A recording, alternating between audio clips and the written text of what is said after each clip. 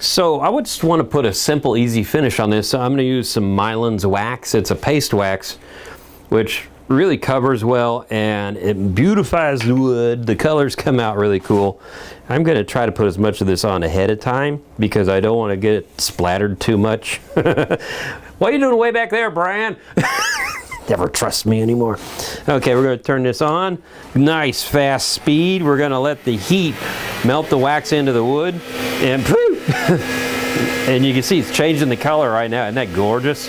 The only problem is with all these little beads, there's all those little gaps in there I got to get rid of.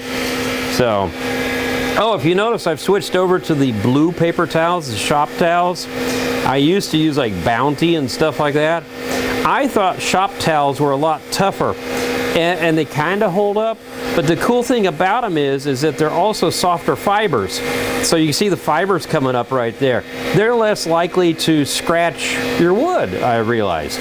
So, oh, and this is like a lawnmower in here because I'm hitting that wood spot. It's like a blade hitting the paper. But anyway, so I really like the blue towels now. I think they're super cool, and they don't cost that much more, and they last, and also they're a lot easier to photograph because they're not white. And they don't have flowers and butterflies and things like that on them. Anyway, and they tear away, so they're also still safe, just like regular paper towels. So let's see what that looks like. Oh, she's beautiful. Isn't that cool looking?